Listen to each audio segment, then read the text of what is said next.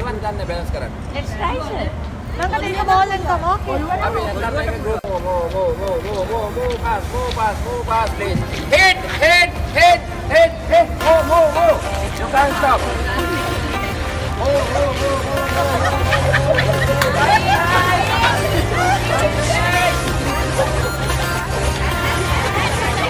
Keep on the palm.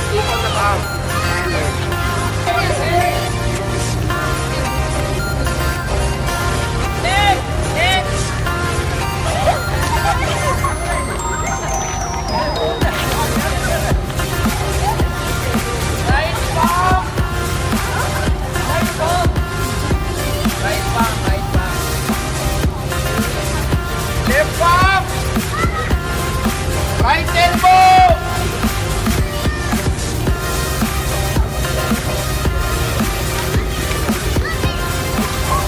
Back.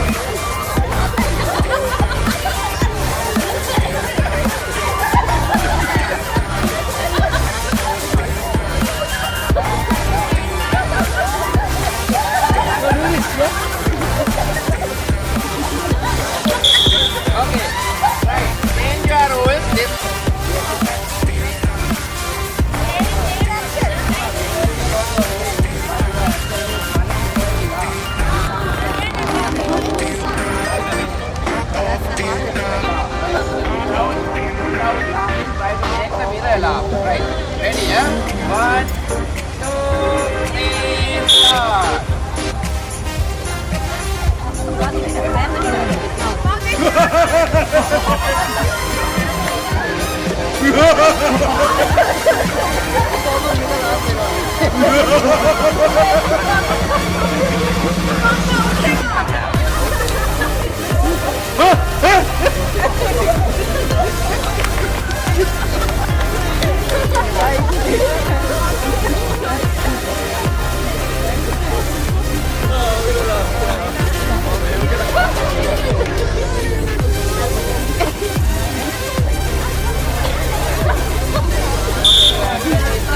Right. With the same partner, this time we did one whole block. Right. You have to make your partner laugh without any words. That partner has to be stand without words. Right. You are going to partner and what you say or do is you can see your eyes. You can see your eyes and try to without. You can ask any question, right? You can ask any question, but answer is you can ask any question. Answer should be only banana without laughing. The person who is saying banana, if you laugh, you will be out. Your only answer should be banana, but no laughing. Be very serious and don't laugh. Other person can laugh or make you laugh or try to make you laugh. So you say banana. Right. Look at face to face and you select who is telling banana and who is trying to make you laugh. Right. Everyone ready? You see your serious faces, right? Ready? 1, 2, 3, start. Any question, any comment you can do.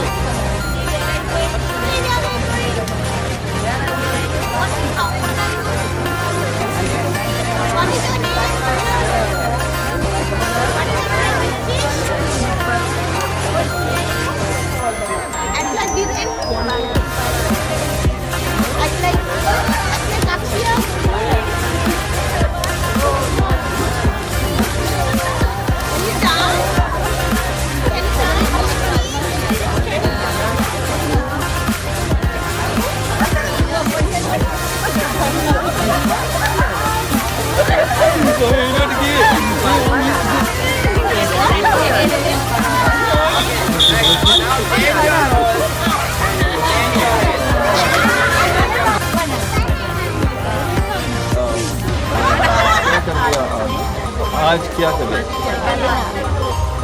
खा लिया, P लिया, बनाना पता है।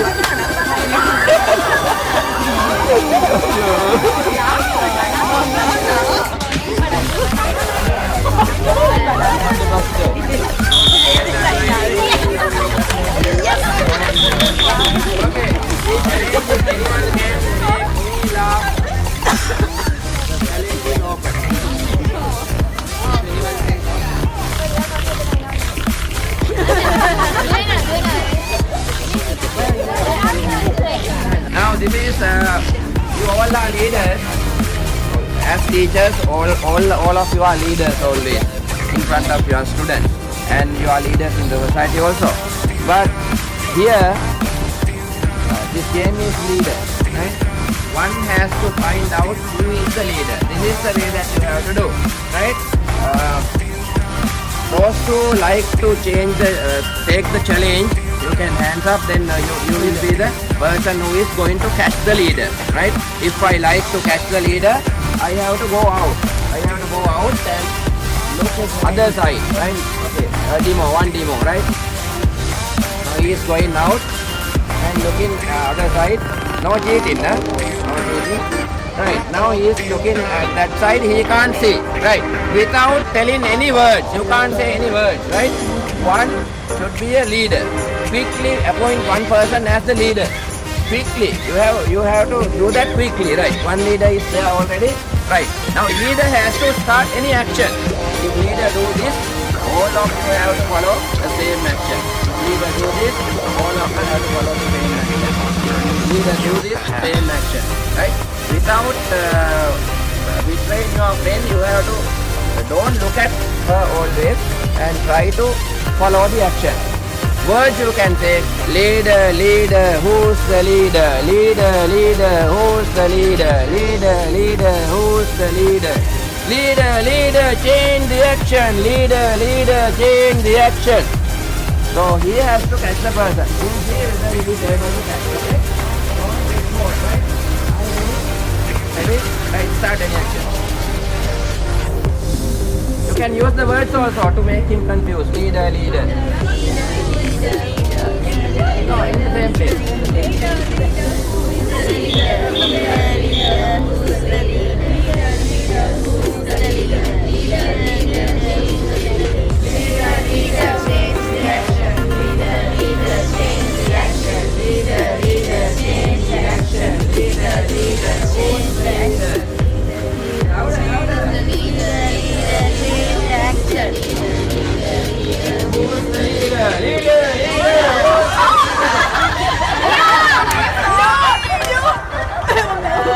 Right, now you have to go out and find the... Okay. So you can also be a part, it's good. Right. Right. Now,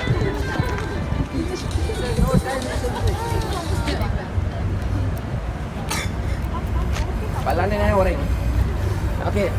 If you are ready, appoint a leader quickly. Quick. Don't say words. Don't say words. If you say, they will know.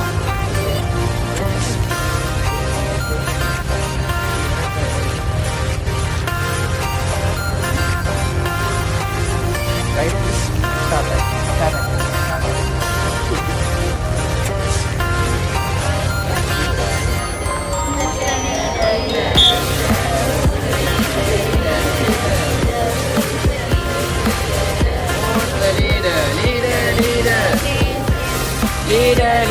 change the action. Leader, leader, change the action.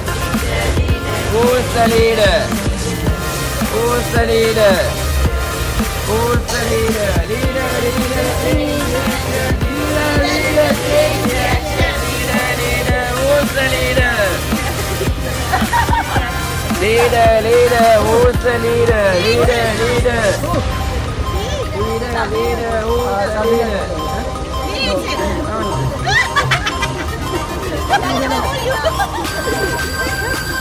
Again, start.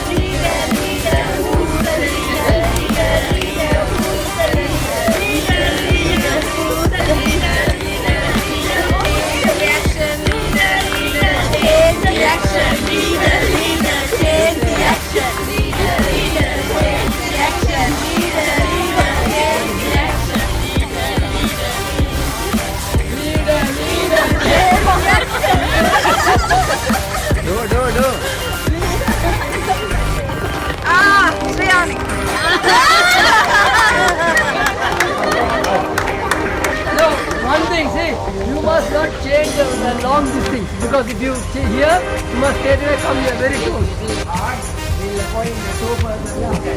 Anyone else like? Okay. One more person. You can support. Yes. Okay. Now there are two persons to catch the person. Right? There are two. You have to be very careful now. Now see, you don't change from here to here. Don't change. Important thing that leader has to start the action. Here, someone else started the action. Leader has to start the initiative. Leader has to start the action always. Okay? Right? Okay, ready, huh? Ready? Ready. Appoint the leader. Hurry up. Hurry up. Don't take the name. No words, no words. Hands up, hands up. Hands up, hands up, hands up, hands up, hands up. You are telling me what is this? Okay, not she, right. Okay. Right. Right. Ready? Okay. Ready, yeah? Everyone knows who is the leader? Right. Action. Action.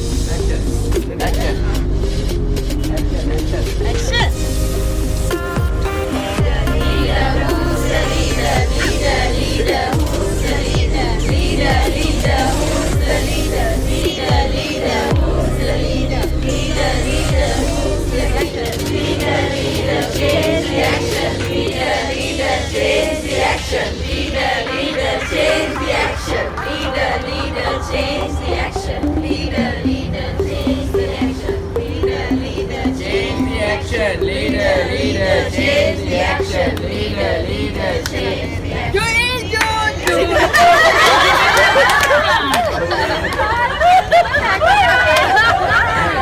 Okay, another two can go. With one partner.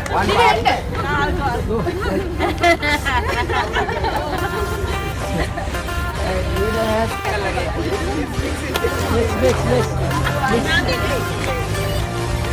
Hurry up. Okay, now go time. Let's start.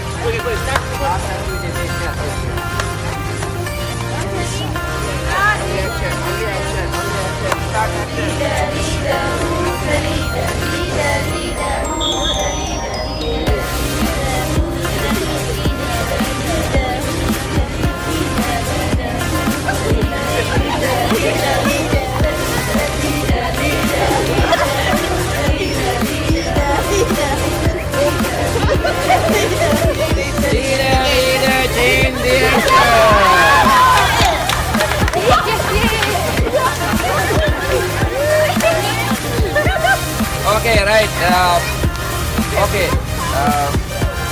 lot of games, but no time for doing. Anyway, just any other day we will continue. Anyway, hands up everyone. Breathe down. Hands up, breathe down. Hands up, breathe. Go onto your toes. Hold your breath. Hold your breath. Hold your breath. Hold your breath. Down. Relax. Relax. Relax. Relax. Relax. Relax. Clap one finger. 2, 3, 4, 5. Right. Make the whole sound also. Whole sound. Right. Keep your hands here.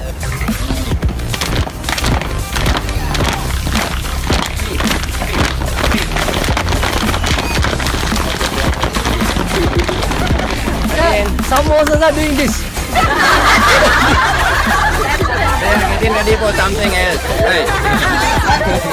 Right. Hands up, breathe. Down. Hands up, breathe. Down. Just spread your legs a little and keep your head down. Keep your head down little. Relax. Breathe slowly. Relax. Relax. Relax. Keep your eyes closed.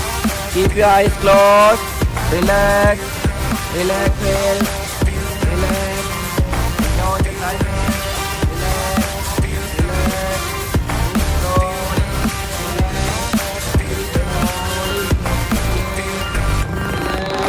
You feel much better. Relax. You feel much better. Relax.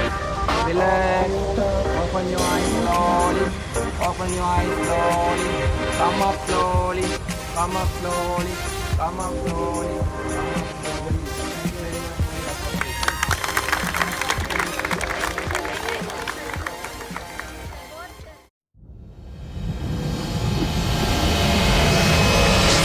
you very much. As a man thinketh, thought and character.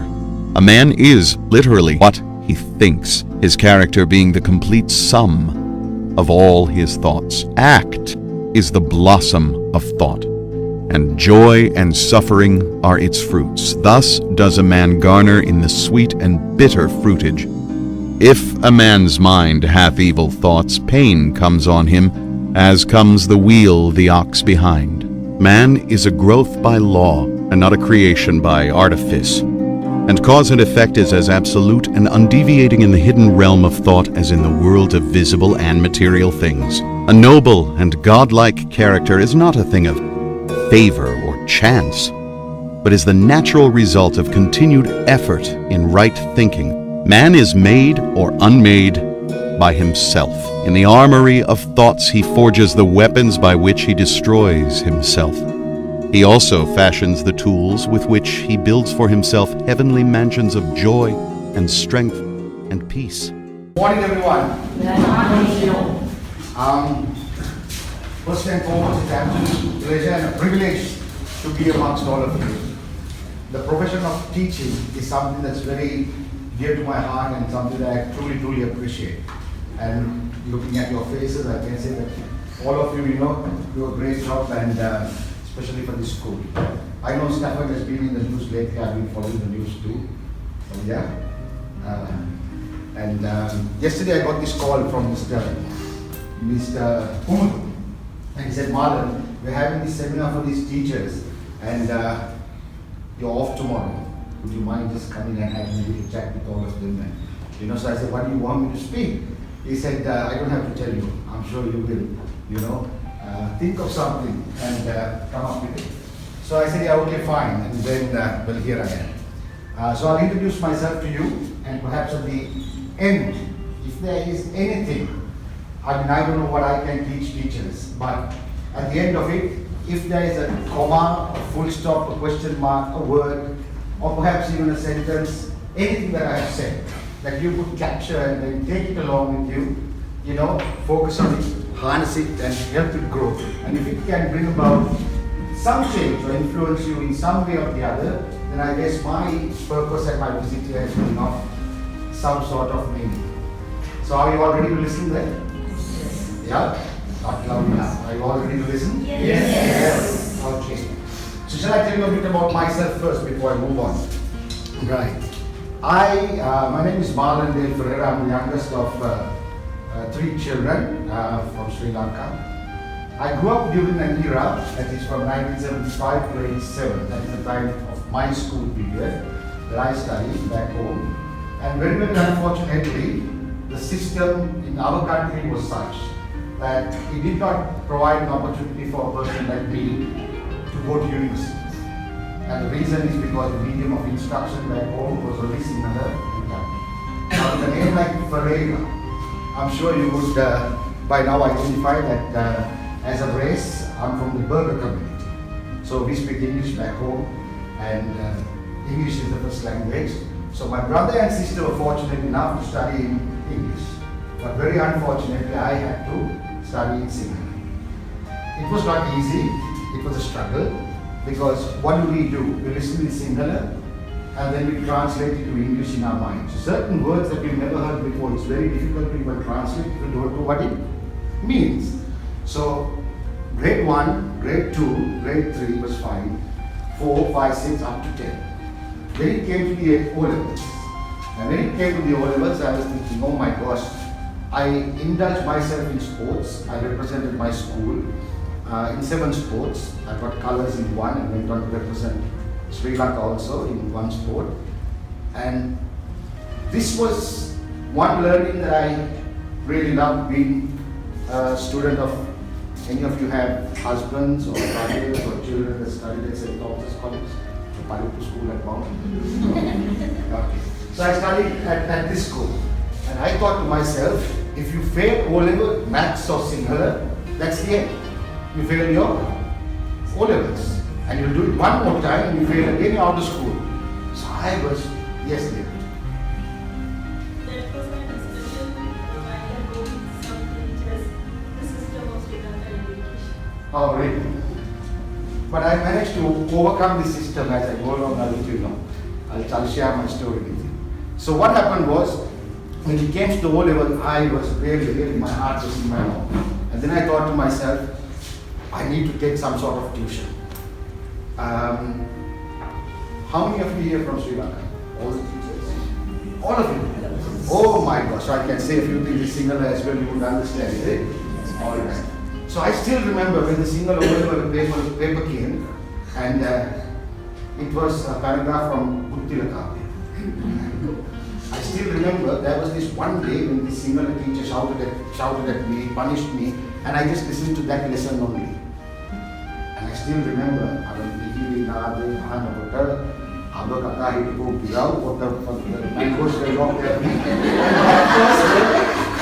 paragraph that I had to explain. So I explained that very passionately and a few other things. Came to the maths paper. 3 months before the O-levels, my sister said, okay, there is this maths teacher, I'm going to get him to come home and teach you. So when he came, he said, I'm going to teach you 4 sums. That's it. Lagu, something else and something else. You will master these 4.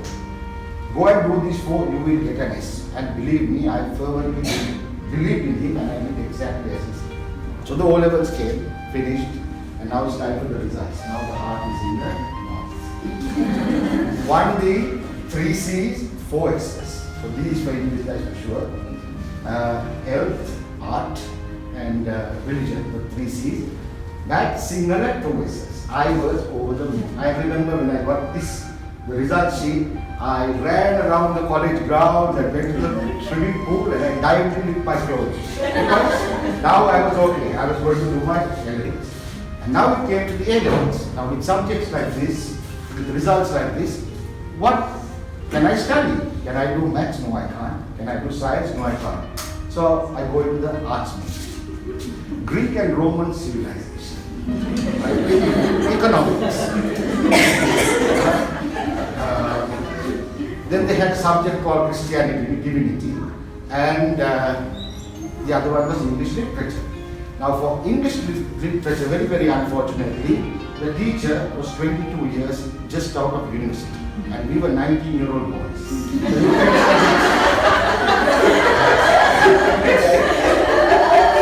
You can imagine the drama she had to go each time she came into class. So as soon as she walked in, Marlon, Nishan, Rajiv, all 3 of you out. Go and do whatever you want. So for 2.5 years, English literature was a subject that we never followed. So when it came to the A-levels, English, literature, failed. Then it came to economics. This particular teacher, she was pregnant twice due to the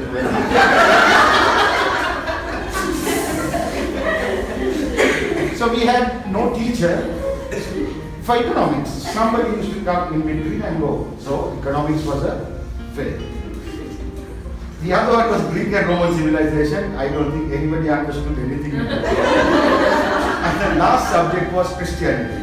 So for my luck, because I went to Sunday school from the age of 3 till I was about 19, I knew all the stories here and there. Based on the questions that I got, I just answered them and I got 1S.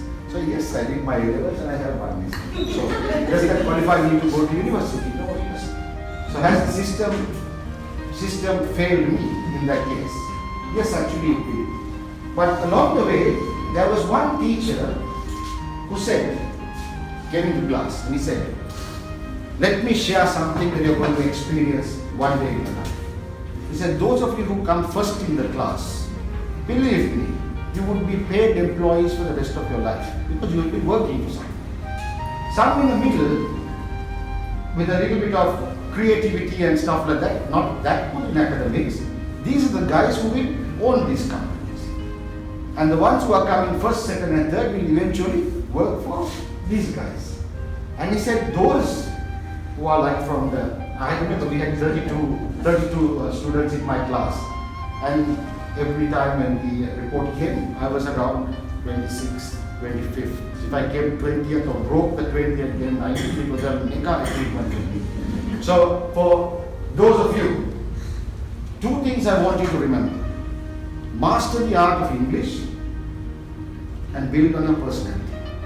These two things, no matter what, will take you a very long way. So the moment he said this, I must have been about 15 or 16. It actually registered something in me. English was natural to me.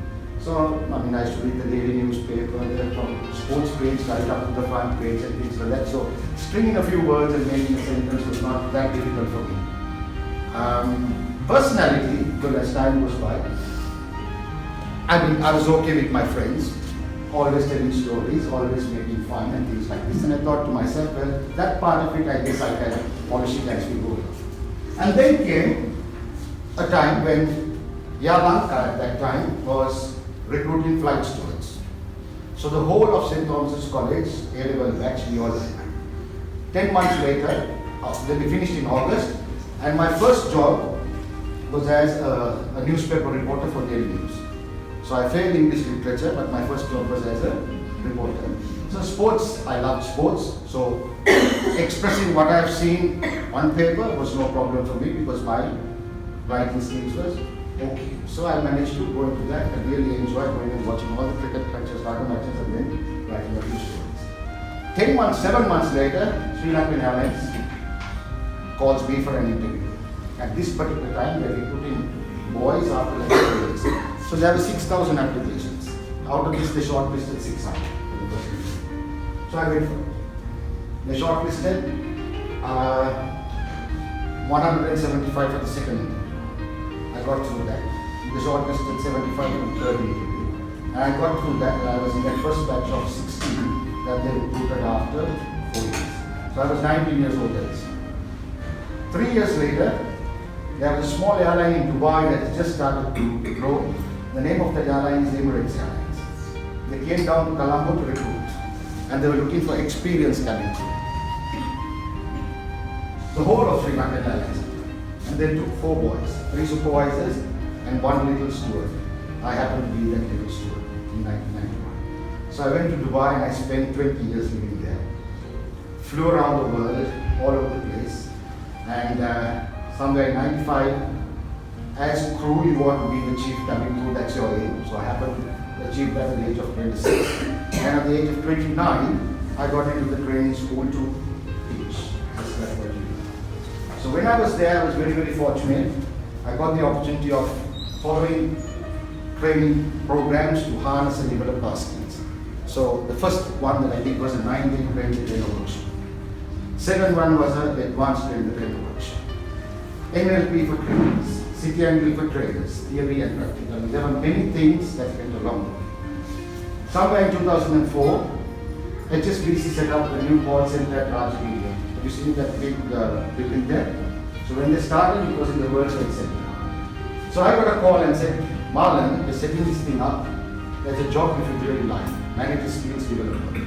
You have to set up the whole development unit on your own. So I spoke to my boss at Emirates and I said, can I go for 2 years and come back? He said, okay, fine. So off I went to Colombo, set up the skills development unit for HSBC, traveled to Visakhapatnam, Hyderabad, Bangalore, sat, observed all the programs, migrated them, trained accredited trainers to take over, about 40 trainers, and set it up like this. A year went by, Lanka Bell was launching the CDMA technology phone. Kurkuruless, Bell Wireless, you see that advertisement, that's Sunil Bell, right? So this particular one, and the managing director of this company was a guy who was 1 year older to me in school. So he happened to see me at World Trade Center and he said, Marlon, I heard that you're back. Listen, I need somebody to set up a training, full training department because there's so much of training that needs to be done and we need to recruit about 500 staff. So I said, no, I can't join you.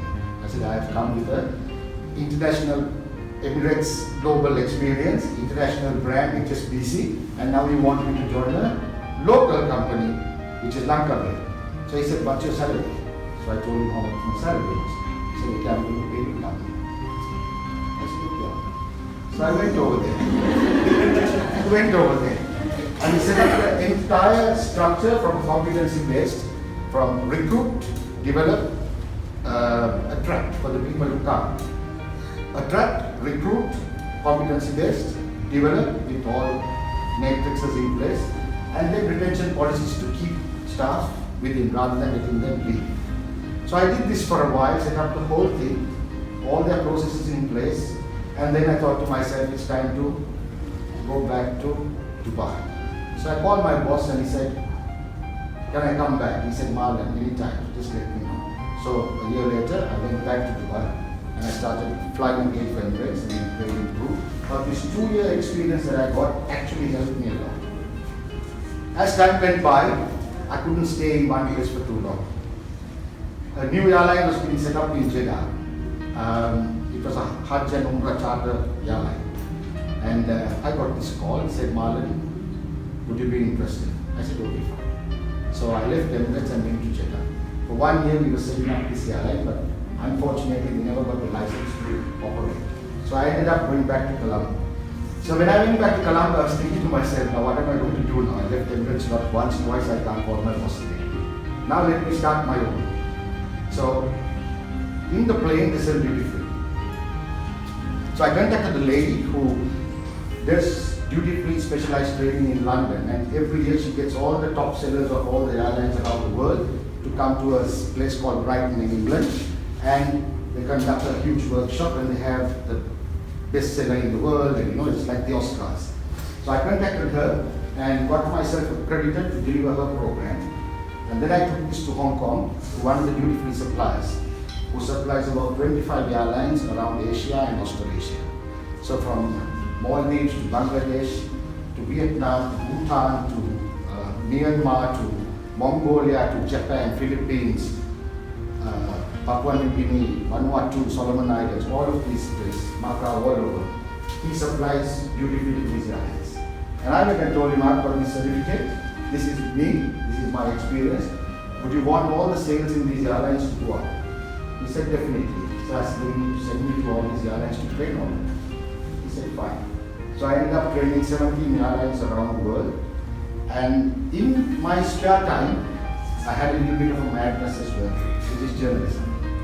And since I'm not working for anyone, I was free to write and expose any fraud and corruption that takes place in Sri Lanka. So I started writing and exposing and creating a bit of a rumpus back home. And I never knew that someone in Qatar was reading my stories.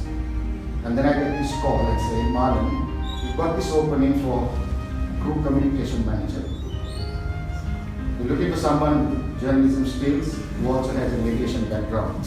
And you fit the bill. Would you be interested in coming over? So this was last year in April 2006. So that's how I ended up coming to Qatar. And that's when I subsequently met Mr. Kundu as well. So that is pretty much my story. Now, what inspired me when I got this call to come here today is simply this. In any industry, we have a product which we deliver, and there's a level of service that we provide. So the product is your school and the curriculum that you offer your children, and it's the service that we provide as teachers to our students in the classroom. This I consider as the greatest professions. Why? Because children are our greatest asset. They are the future of our nation. Is that right? How many of you agree? Everyone agrees?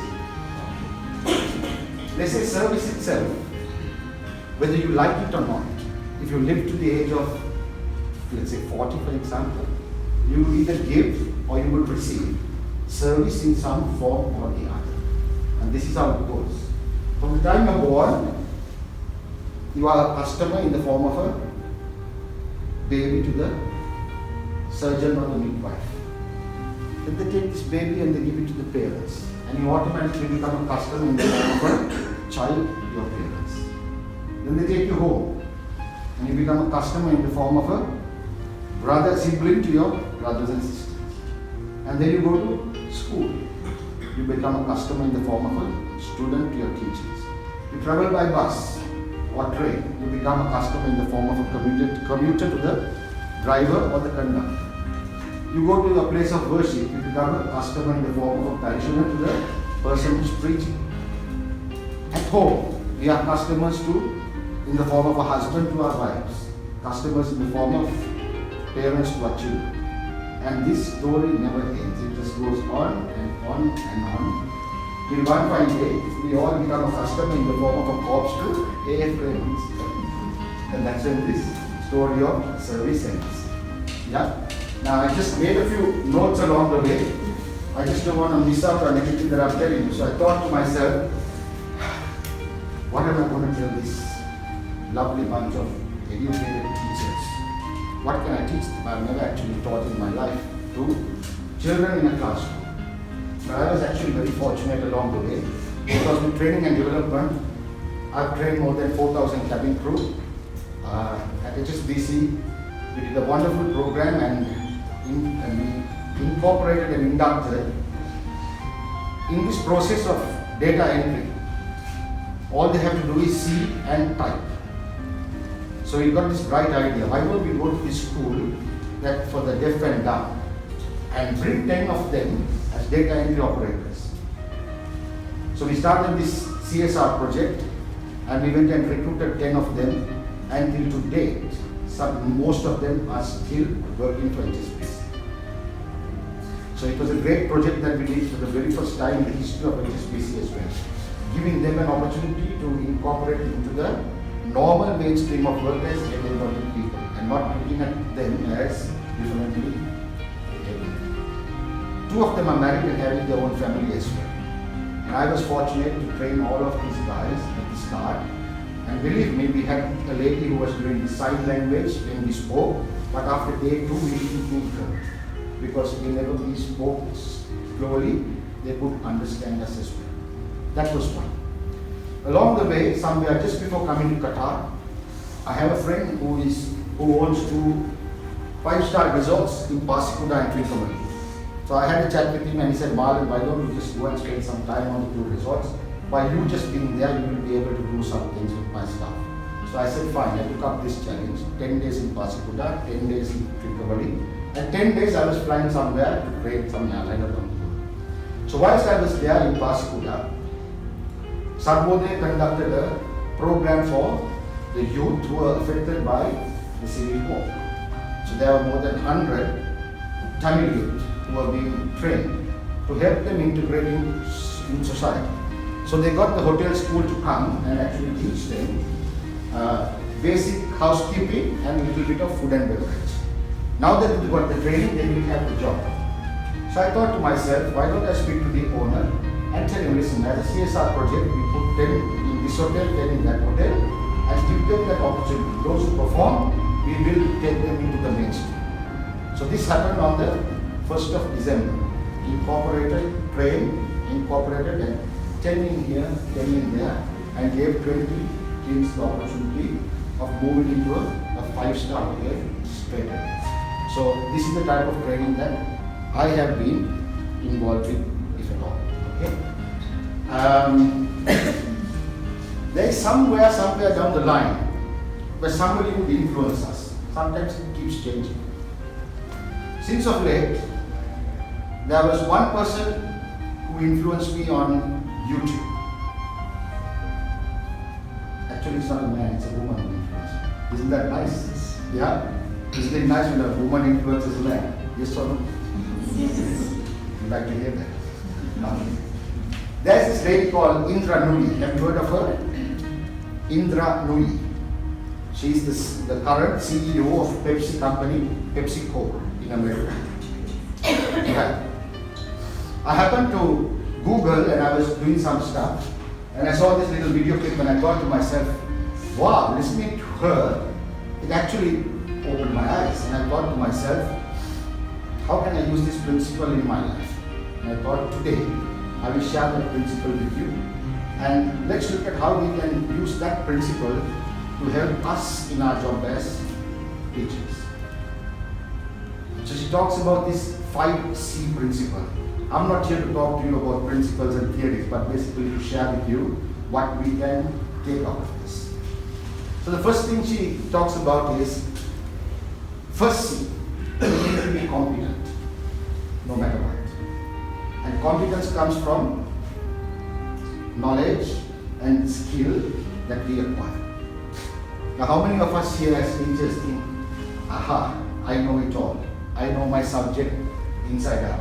There's nothing else for me to learn. The day we stop asking questions, the day that we stop to educate us further, that is the biggest mistake that we can ever make. I know irrespective of how busy we are, we still have to find the time to be, not only to be better, but to be the best in whatever we do. And the only way you can do that is, if you don't have time to follow a program or anything like this, even at home, even on the internet, even spend half an hour, Google search, TED Talks, you hear some amazing speeches that people give. Just Google. I actually, whilst Googling, I came across Indra story. So the first thing she talks about is competence. That comes from the skill and knowledge, which is very, very important. The second C she talks about, when you have the skill and you have the knowledge, it will automatically give you the courage and the confidence to stand and deliver. It will also give you the courage and the confidence to ask questions. It will also give you the courage and the confidence to go up to your management and present your case without being, without being fearful for any reason. The third C she talks about is the interesting one. It's about being consistent. And consistency comes from doing it right, first time, every time, all the time. Now I want to ask you one question. How consistent are you with the way you treat all of your students in the classroom? How consistent are you? Do you have favorites in the classroom? Favorite one student over the other? And you can answer that question, you don't have to tell me. But think about it. Do we have our favorites in the class? And the reason that I'm asking you is when I watched this video, there was another corresponding video that I saw about a principal giving a lecture.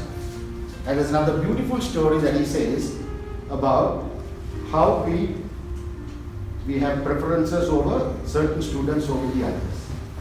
Now, the story that he said was this. He said that there was this teacher who came up to him and she had the end of term reports. And they called it progress reports. So he went through all the progress reports before he could place his signature. And he saw the first one, written all right, and it came to the last one. right at the bottom of the file. And when he read the comment of the teachers in the progress report, he actually called this teacher and said, "Can you come to my office?" So when the teacher went to his office, she said, "I have to ask you one question. This is a progress report, but I have not seen anything that you've written about the progress of this child besides a paragraph complaining about his behavior right through the term." A progress report is talking about his progress. And then in the conversation, he actually found out that he was disturbing the class, and as a teacher she was finding it difficult to deal with him, so he was just basically ignored. So if anybody spoke to her about this child, do you think she had good things to say about the child? No, she didn't. And then the principal said, "Listen, I want to tell you one story. Maybe you didn't know. This child, from grade 1 to about grade 5, was first in class. A year back, his mother died, and his whole behavior changed. Maybe you're not aware of this because you probably she must have joined school that year or whatever. So there are certain things that happen in children's homes which we are unaware of. Behavioral changes take place for various reasons. The upbringing, the environment that they live in, all of these things contribute to their behavior. And when they come into the classroom, we just look at the behavior that we see and we deal with it on the spot. For example, in the airline industry, we've been told whenever we are on the aircraft and when passengers come, sometimes you have them happy, sometimes you come, they are very upset about something. We really don't know what has triggered them to behave this way. But there were many other touch points along the way. The check-in counter, the departure gate.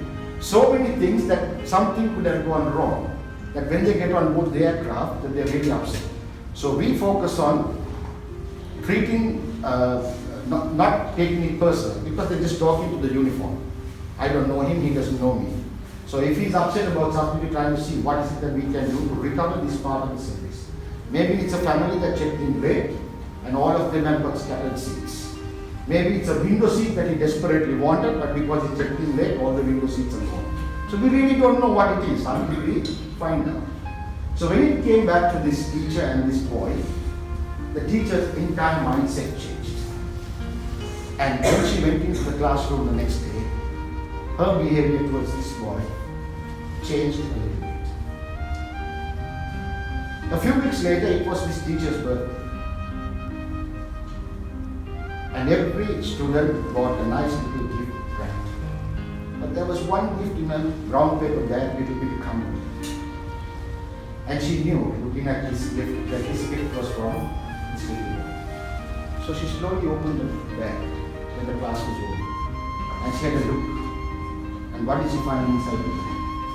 She found a bracelet that a lady would wear with a few stones missing and a half a bottle of perfume. So the next day, she happened to call this boy and had a chat. And she said, "Thank you very much for the gift that you gave me. But can you tell me a little bit more about this bracelet and this half a bottle of fragrance?" And then he said this. "When my mother died, this was what she was wearing. So they took it off her hand. And then my father gave this to me. And this bottle of perfume is the perfume that she used to wear. And I would like you to wear this because you would remind me of my mother." Subsequently, as things went by, the boys started progressing. School career was over. And then they went their own different ways. Around 10 years later, this lady had now retired. She got a knock on her door. And there was a pudding with a letter and a parcel, big one. She opened it, and in it was a wedding invitation from this boy who's getting married. He's a top surgeon in USA with a ticket and $5,000 and a note. "My wedding would not be complete without your presence." So she found a way to get a visa and go across for the wedding. And when she went for the wedding, everybody was seated. Seats were assigned to people, and there was one empty chair right in front with a placard that says mother. So you can see my friends listening to this story. I get emotional telling it, you're getting emotional, listen to it. But this is the reality that we have to put up with day in and day out. And based on India's 5C principle, the third C of being consistent, we need to ask ourselves the question, how consistent are we with the way we treat all our students? Do you like the story? How many of you like the story? Yeah. You can take your handkerchiefs out, tissue. Well, if it's really an emotion, then I'm getting my message across to you. The fourth C is another critically important C for us as teachers. This C is the letter that stands for communication. We've heard this word communication so many times that it is absolutely unreal how important this word is. I am communicating to you because you don't know me the way that I'm dressed. Even before I said anything, I've communicated a message to you the way that I'm dressed. The way I comb my hair, the way I polish my shoe. Little things, non-verbally we convey messages. And then it comes to conveying our messages verbally. Now here's a very interesting story for all of you. I want you to remember this word. It's called fate. F-A-D-E. Fate. Somewhere when I was with Emirates and learning the art of training and development, I happened to follow this program called Neuro-Linguistics Programming for Trainers, or in other words, NLP. I'm sure most of you may have heard this word. Have you, any of you heard this Neuro-Linguistics Programming? No? Go home, Google, search, watch all the videos you can on NLP because it's an amazing subject that will help you grow and develop. There are many courses that you can do as well on this subject, but what I will share with you is a little bit about what this is all about and how it has helped me. NLP is Neuro-Linguistics Programming. So what we say, someone will listen and it will go through a thought process and that will influence the behavior. So if I tell you, what's your name, sir? Mullafa. If I tell Mullafa that this lady just before the class started said something really bad about you. Now the next minute you see her, what's going to happen? Obviously I'm going to influence the behavior and he's going to behave in a particular way. So I've said something, he's heard, he's gone through a thought process and that's going to influence the behavior. I could also say the reverse of it and say, oh, she said some amazing things about you. Now his behavior is going to be different. And with children, this is the same. What we teach goes through a thought process and influences the behavior that they do. Now this fate theory would basically blanket all of us in this classroom. At a given point, or if we identify our training styles, what are the styles that we use to teach? Either we would be facilitators, or we would be activators, or we would be demonstrators, or we would be educators. For the simple reason as this. What do the facilitators do? Anybody here who does home science, or has it got a different name now? I think the time that you were studying in school, they had home science, where you were making milk coffees and sewing and things like this. Correct? Yes or no? Yes. What do you call that subject now? Sorry? Life skills. Okay, life skills. So in life skills, what do? We give them things to work with. So we facilitate. Right? Listen, remember that now. Next, maths teachers. What do we do? Any maths teachers here? Or we all teach maths? Okay. Our dominant style of teaching is known as the activating style. Why?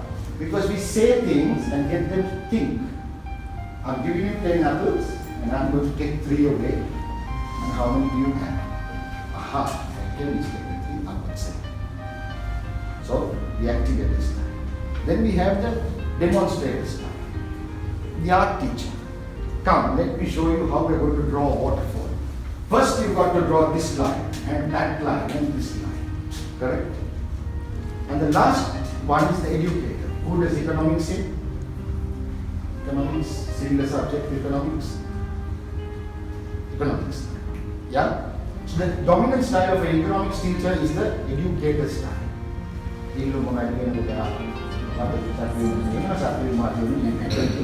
Then the story goes on. And also in the hotel school, it would be smell and taste.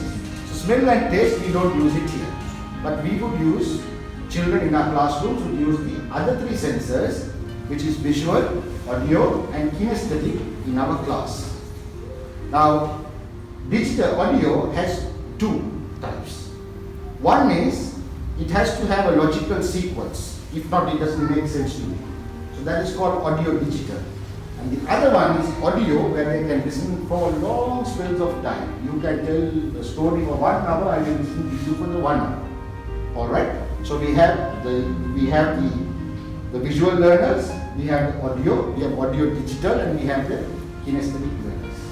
Alright? So now let's look at the children in our classroom who learn automatically from us. All of us seated here, in some way or the other, has a dominant way, the way we absorb that information. Okay? We might be very dominant as visual learners. When we put it out also in that same way.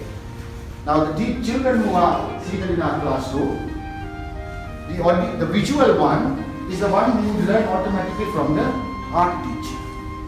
Why? He's a visual learner and he's watching how she's drawing. This is how I want you to draw this waterfall. Then you have the maths teacher. The children who learn automatically of them are the audio digital children. When I listen, if it makes sense to me, yes, then I will learn. So automatically the audio digital children and the maths teacher will be in sync. The demonstrative teacher and the visual learner automatically will be in sync. Then comes the economics teacher, the educator. Those who can listen for long spells of time automatically will be in sync with the educator because her job is telling the story. And the last one is the activator, the maths teacher, to the audio digital one. Demonstrator, educator, and what was the last one I said? And the facilitator. The facilitator is the one who gives the things, and the kinesthetic ones, those who like to touch, feel, and do and learn are the ones that will automatically learn of these teachers. Now the important thing here is for us to identify what is my dominant style. Correct? Now I know in certain workshops that I have done, I did a similar one for teachers back home. The first thing that I got them to do, don't introduce yourself to me, but here is an apron, here is flip chart paper, here is finger pens. I want all of you to draw yourself in the form of picture using the pens any which way, and then we're going to stick it on the wall and then we're going to go through, and you will be amazed to see those who are audio digital have got everything in a sequence. Those who are kinesthetic ones have drawn a sun and a mountain and I am bright and sunny, I am happy, I like going outdoors. Those are the kinesthetic ones. So it's very important for us to identify first and foremost what is my dominant style. Because I will only teach a fraction of the students automatically using this style. So it's important for me, if I am a facilitator, to be able to use an activator style, a demonstrative style, or an educator style in the 40 minutes that I have in this classroom to teach the number of children that I have in the same way. So that when they walk away, they will all have the same information and knowledge and will be able to do something with it. Did you find this interesting? Yes or no? I didn't hear it. Yes. Now you want to hear the reverse of this. The learning style of the children. You want to learn? Okay. I didn't hear it. Yes. Learning styles are very, very interesting. Children give out signals about their own learning styles. And if we are smart enough as teachers, we will be able to identify what is the dominant learning style of this particular child. Let me give you an example. 3 kids will answer their father like this. The first one will say, Dad, I see what you mean. What is the signal out of that? I see what you mean. Visual. Dad, I hear what you say. Audio. The moment you know it's audio, now it's to try and figure out if it's audio, digital. Maybe in another question you can figure that out. And one more answer that you would get is, Dad, I understand what you said and I know how you feel. Is which one? The kinesthetic. All about feelings. These are accessing cues given by kids through words. Now it becomes a little bit more interesting. They also give out signals through their eyes. These are known as eye accessing cues. The visual one. Can you tell me from the time you woke up in the morning till you got to school, how did it go? Automatically you can see the eyeballs going up. Why? Those who look up are trying to picture first before they can speak. And then I'm going to ask you, sir, can you tell me the day you got married? Talk me through that day. And you can see his eyes going, head tilting to the right, and more towards my heart, that means more to do with feelings. Alright? Then I'm going to ask him the question. Now that's the kinesthetic one. Then I ask him another question. Tell me, how did this year go by from January till December? And the head will turn the other way, the audio digital one. Oh, in January this happened, in February this happened, in March this happened, it's amazing. And lastly comes the audio ones. Now picture yourself sleeping at home, lights all turned off, and you hear a noise. Which side does your eyeballs go? Left to right. Yeah? Why? You're trying to listen to the sound. So children, when you talk to them, if you see the eyes moving left and right, these are the audio. So you see the subject is becoming more and more interesting. Do you find this interesting? Yes? Alright, so what are the C's that we spoke so far? Competency, confidence and courage. Okay. So if you are competent, how do you become competent? You need the information and skills. There is no end to learning. Teaching ourselves is well. When you have the skills and the knowledge, and you are competent, it gives you the courage and the confidence to stand and deliver, to ask questions, to walk to a management. The next one was being consistent in what you do.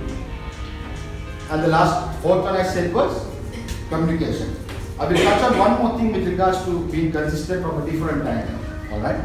I was telling you about the teacher and the story about the little boy and half a bottle of coffee.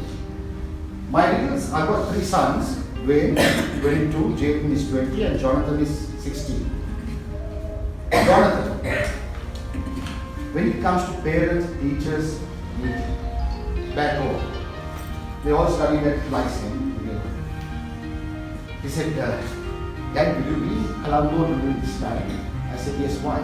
No, we have this parents teachers meeting. You can come instead of Mom. I said, yeah, no worries. I said, why, what's up? No, you've never come before. No, so why don't you come? So I knew that he has got himself into some pickle that he wanted me to come.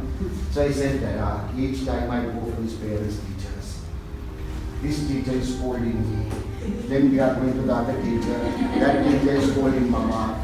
Then the other one is scolding. And finally, when I get home, she takes my mobile phone away. She takes my away. It's a big drama. So I said, okay, fine. So I said, okay, let me go.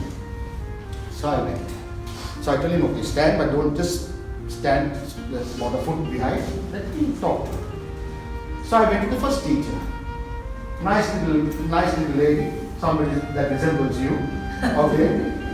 And I asked her, she started up, oh my gosh, let me tell you, Jonathan disturbs the class, he's this, he's that, and everything. I said, I'm shocked. I said, I'm amazed to hear what you're telling me. I said, he's actually a brilliant kid back at home. He wakes up in the morning, he makes his bed, he's so obedient. I said, what exactly have you transformed him to be? I said, listen, we picked this school because it's got such a reputation, and you know that the fees are quite high, which is all paid on time. I said, as a teacher, can you tell me, so what do you do about it? Nothing, I just let him be. I said,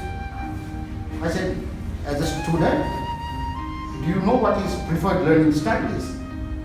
Maybe is he losing interest in the way that you're teaching him? Or she started now, I can see, she's like waiting for me to go. So I asked her about 5 questions, and then I had to go on to another teacher. So I went to the next teacher, and the next teacher, and the next teacher. Finally, parents-teachers meeting was over. And then we went back. The next day, he's telling me, Dada, I don't know what you told me, but the entire attitude towards me has all changed now. Now believe me, he, as a kid, comes home, the mother will put all 3 of them to do homework, 6 to 7, 1 is okay out of the 3. The eldest and the third, big problem. You can, when I used to be in Colombo and I used to go, I can hear the dramas from about 7 o'clock. Shouting, scolding, shouting. 1 is okay, he has done everything perfect. So I said, let's go, Jonathan, come. I have identified. Jonathan is a audio, long spells of time. You give him the book and you ask him to read this chapter. After 2 paragraphs, his mind is wandering all over the place. He's read the next few pages, and then he stopped and he can't remember what he read. But as a parent, it's important for us to identify what is the dominant learning style. So since he's an audio person, I say, Jonathan, come, sit outside. I'm going to read this paragraph and ask you 2 questions. So I read the paragraph, ask him 2 questions, he gives me the answer. I read the next paragraph, ask him 2 questions, he gives me the answer. 3rd paragraph, 1 page is finished. 2nd page, 3rd page. In 10 minutes, his homework is done. Does he know the stuff? Yes or no? Yes. That's because his dominant style is this. And are we catering to the child? That's the important question we need to ask. Not take a label and keep hitting them and saying you're not doing your homework. The other one is a visual one. So you explain things to him in the form of pictures, in the form of stories. He knows the whole lesson. And I know that as teachers, it will be very challenging for you to be able to incorporate all of these things to 40. How many children do you have in your class? 25. And how many minutes is one period? 40. In 40 minutes, 25 children to use these things. But remember, you already have captured about 12 of them because automatically the learning style of those children are corresponding to yours. Your job is now focusing on these other children. Yeah? Something for you to think about. Why do I need to change my teaching style so that I will be able to help the other children as well? On the subject of consistency again, we're talking about providing a service. There was a funny thing that happened. I was driving my car with the 3 kids. Any of you from Doha here? Doha? Yes. Going through Zoo Road, Karagampet here, this restaurant called Red Balloon. Then let's stop at Red Balloon, Chinese, this, that. So I stopped the car, we went there, bought the food. The food was really nice at Red Balloon because we had even had it before. But on this particular day, they gave the 3 kids 3 red balloons. So more than the food, it was this balloon that basically made them feel very happy. So we went home, had the food, it was really nice. A few days later, driving past, then let's go Red Balloon, Red Balloon. So I said, okay, fine, just stop the car, go to Red Balloon. On this particular day, money was taken, order was placed, money was taken, the food was taken. No Red Balloon. And I asked this guy, how much does it cost to buy a packet of red balloons? Nothing, you have 100 balloons inside one pack. And Apiko City Center is just down the road here, if you want to go and buy. But I asked him, why is it that you don't have balloons? No sir, those balloons, because Christmas time, we had some balloons, so we decided to bring. And I thought to myself, children are so delicate, and if you can catch them, they are our future customers at the end of the day. you could have captured. Now, the next few days, they're going past red balloons, driving in the car. Dad, let's not go to blue balloon anymore. Now the red balloon has become blue balloon. Now they are criticizing red balloon, not for the food, but the way they were made to feel. They also share one more thing. St. Thomas's Prep School called PD, 29th of November. Due to the bad weather, roof, everything upside down. Believe me, the loyalty of the students of that school. I studied from grade 1 to grade 9 there before I went to Mount Melinda. And what happened there was, batch of 82, 83, 84, 85. Within 1 week to 10 days, through SMS, through this, through that, I don't know how many millions they already collected. Why? It's because the love that we had for the school. So where does the love for the school come? It actually comes from the way you make them feel as teachers in the classroom. Was that experience pleasurable learning experience for me, being a student of Stafford? Is the question that you have to get them to start asking themselves, with the answer being yes. So we covered how many C's now? 4 C's. Competence, you get it from knowledge and skills. Courage and confidence to ask questions. Consistency, do you see the importance of why you need to be consistent in your style of delivery as a teacher? 4th one is communication. And now you also learn, what have you learned now with regards to imparting knowledge? Which theory? The FADE. Remember the word FADE? FADE theory. What does FADE stand for? Facilitate, activate, demonstrate, or educate. And how the children learn? How do they absorb information in the classroom? Visually, audio, or audio digital, or kinesthetic, touch feel. You want to listen to the last C? Yes or no? Yes. Yes. Okay. The last C is for the word compass. And what does a compass do for us? It shows us direction. So it is very, very important for us from the time you wake up in the morning. First and foremost, to choose to be who you want to be. If it's hot during summer, you can still choose to be. If it's winter, you can still choose to be. But the moment you step out of your house and you enter these premises, you leave everything behind. And you choose to be the best teacher that Stafford could ever have had in this school. Alright? It is also very important to align ourselves with the goals of the school. Simply because we are the employees of the school. And we are all working towards the greater good of Stafford to give it direction so that Stafford will be able to achieve whatever they have set up in the annual operating year. Now there is another important aspect as well. Is the culture that we work amongst each other. What is the culture that you want to create for yourself? Sometimes it will be challenging. Sometimes, okay, let me be a little more blunt and put it in a direct way. When we are unhappy, what do? We go. Negative talk happening all over the place. The only way that you can influence change and influence change in culture is by having those little small talks that you have wherever you are, on the corridor, outside the playground, in the staff room. If every single conversation you can choose to make sure that it's a positive one, then it's going to create a big difference to everyone around you. Leave the decisions for the management to make. That's up to the senior management to make the decisions. We can't make those changes. We can only give our opinions, or we can share a few points or whatever. But what we can do as teachers is to ensure that my colleague, me, the other teacher and the other teacher, we can make it a pleasurable experience for those who are working around us. Correct? So do you think we'll be able to do that from tomorrow? We're not going to say anything negative anymore. We're going to create a positive culture.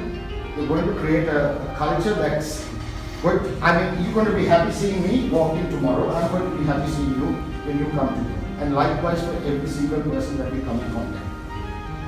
Can we do that? I didn't hear you. Yes. Do you want to do it? That is the question. Yeah? Yes. So right, so I've actually basically covered my 5 C's for you.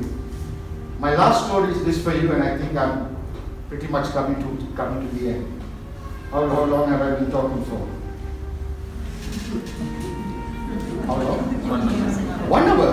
Where did that 1 hour go? Okay, the story is this. When I was doing this train the trainer workshop, we were all taken into an auditorium to sit and watch a video. The video was for 45 minutes. Okay. We watched this video, it came to an end, and we went back again to the class for a debrief. So what did you see? What did you learn? What did you pick up from this movie? How can you implement that in your style of teaching? And one of the questions that was asked, what happened to that 45 minutes that we were seated there? It went so fast, probably like this 1 hour that went just now. And I did this on purpose, to leave you with a learning experience. There is something called, okay, with regards to this lady, she's basically a professional speaker who teaches the art of capturing people's attention when she speaks. How many of you can put your hand up and say that Mala, today when you spoke to all of us, at a given point, you looked at me in the eye? How many of you can raise your hand and say, yeah? Because consciously, I actually did it to every single person in here. Why did I do that? It's because I want to connect with you. The next thing that I want to leave you with is this. There is something called primacy, which is the start, and recency, which is the end. And somewhere in this curve, people tend to get lost. So whenever you teach, 20% you capture their attention normally. You capture them at the start and you capture them at the end. What I've actually done for you is, I've created a primacy here and a recency. A primacy and a recency. Primacy and a recency. By doing what? By telling you story after story after story to enhance the 5 C's that I said. With consistency, okay, tell me, what did I tell you with regards to being competent? The importance of Googling, TED Talks, and what I picked up from whom? Internet. Next, courage and confidence. With consistency, what is the story I told you? What did I tell you? What so about the little boy, yeah, and stuff like that. So do you see? Whenever you feel, when you start your class, all of them are seated and leaning in front. That is because they are showing interest.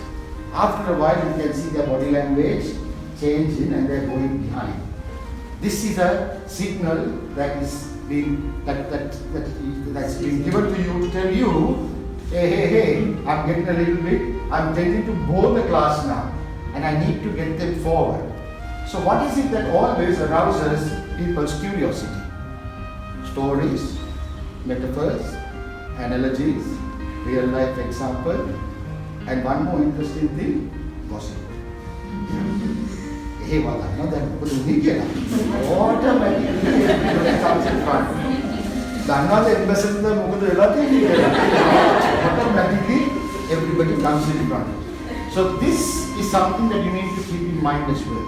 As much as you have a primacy and a recency, for each key learning, you need to have a corresponding story, metaphor, analogy, real life example, you leave the gossip aside, but any of these things.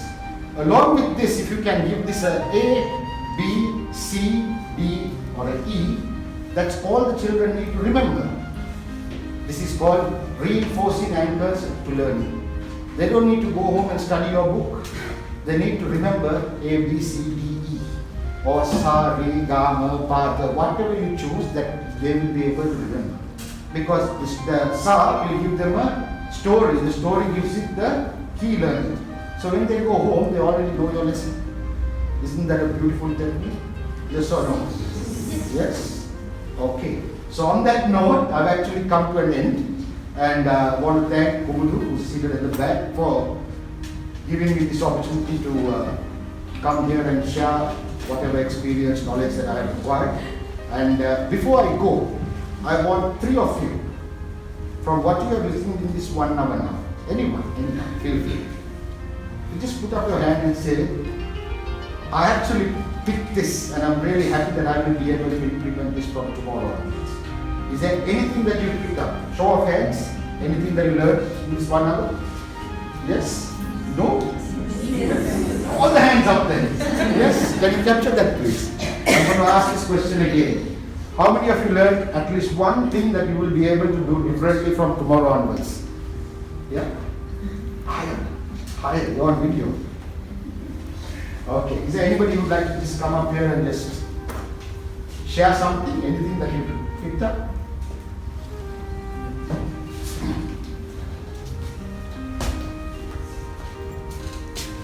Firstly, I'm thankful to Mr. Madam Pereira for coming and delivering this inspiring speech about not only about good communication skills, but also the positive behavior patterns in the workplace. That is really useful, and he came to the teaching context as well. So, firstly, as for the school, to represent my colleagues, I'm being thankful to you. And plus, if you ask me what I learned,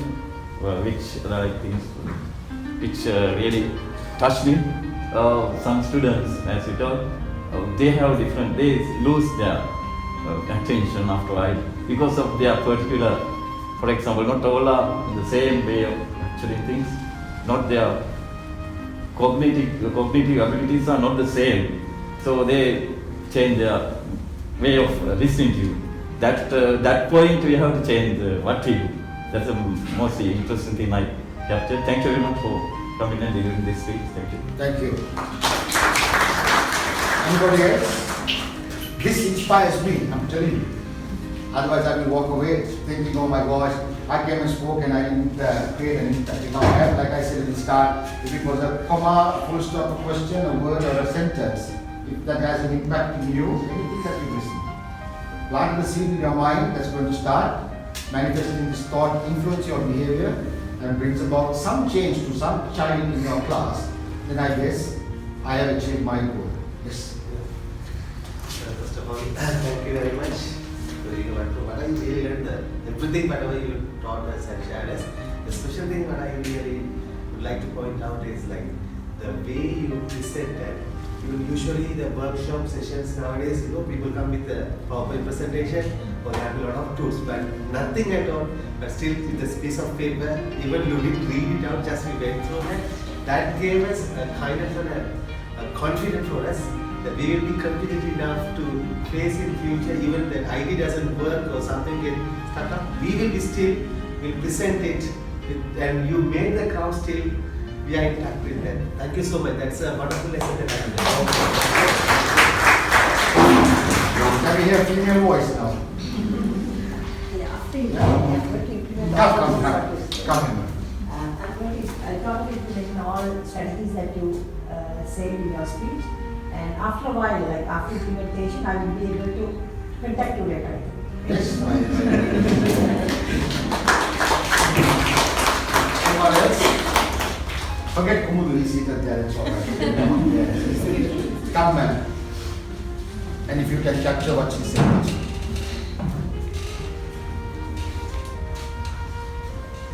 Thank you very much, Mr. Malik Pereira, and thank you so very much, sir. And it's really touched me was that you told me how you could able to deal the teachers of your little son when he was being pinpointed. So, most of us we know about the strategies and many things that which sir has been touched, but sometimes we forget. So it's like again remembering, and the most important point which was you touched, like how you could able to deal the teachers when they have been pinpoint his mistakes. And it's for me it seems to like many our parents being like you were representing their voice. Voice, okay. Yeah. Is that right? So I hope my colleagues agree with me. Because sometimes we are very stereotyped, with the work and the things. So we at our point child. So it voiced me like most of our parents are talking to us. Thank you so much.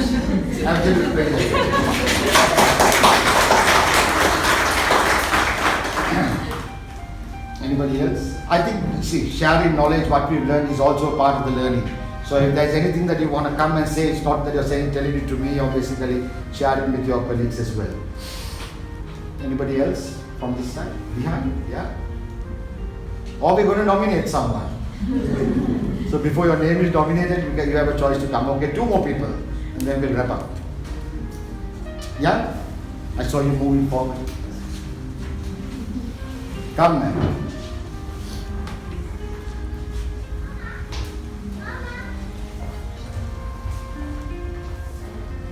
Thank you very much, Ms. Priya. But from your speech, what I really thought was, as a teacher, has been teaching for a long time, there's one particular thing that we always tend to forget. That is how we can actually identify the child.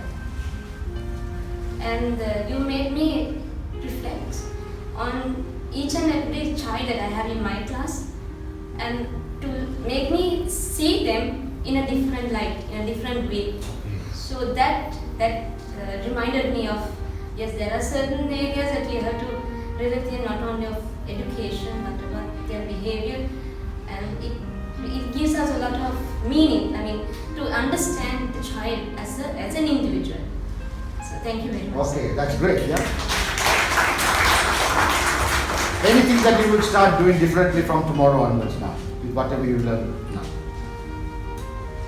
Don't feel shy. Yeah. Thank you very much, sir, for my experience. The story I remember really is that child story, a little child who lost his mother. So I have heard it earlier, but now you remembered it again. So as teachers, I think that if we can start to be real mothers and fathers to them, that will be heart touching on them, and they will all like us as our. We can give the same love and affection we are giving it, but sometimes as a human being we forget it.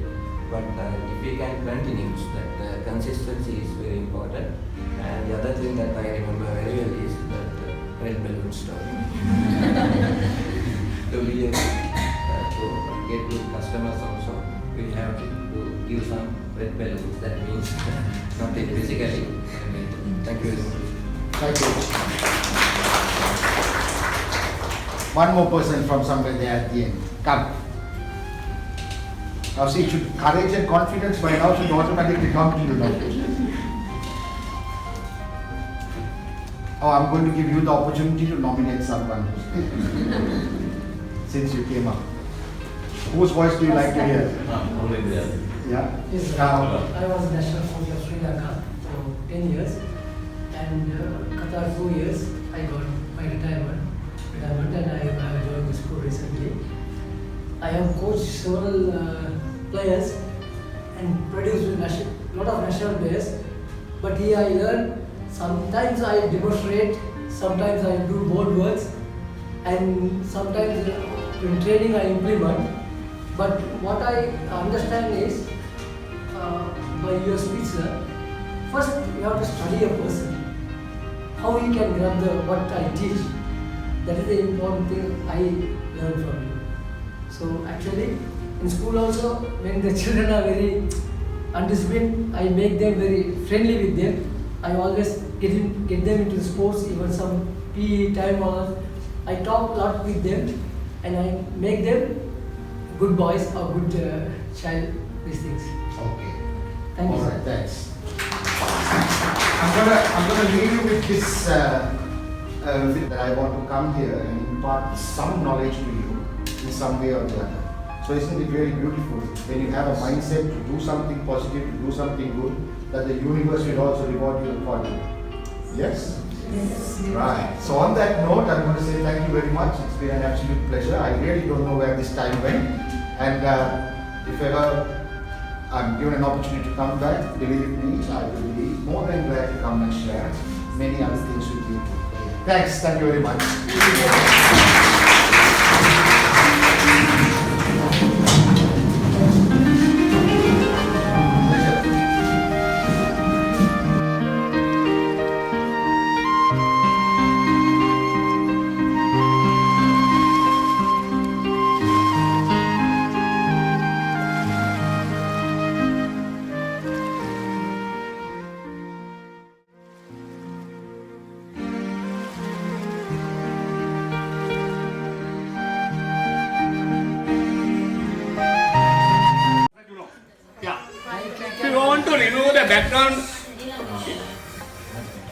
Here, you can use either Photoshop or GIMP or Illustrator or any software.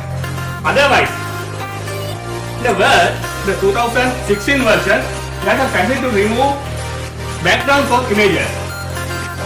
So, advanced technique, you have to use that advanced technique. Okay? So I just go to, just double click that image. I'll show you. Okay?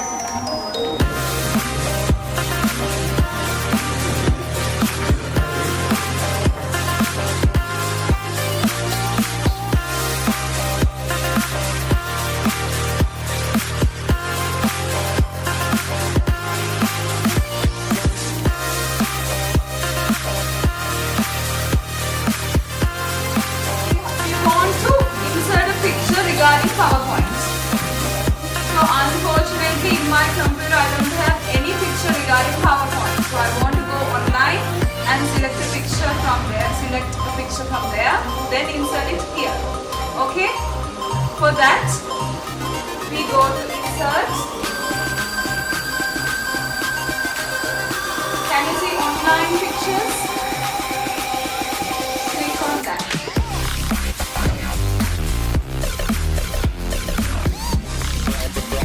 Right? Did you get this window? Again. I'm going to insert tab.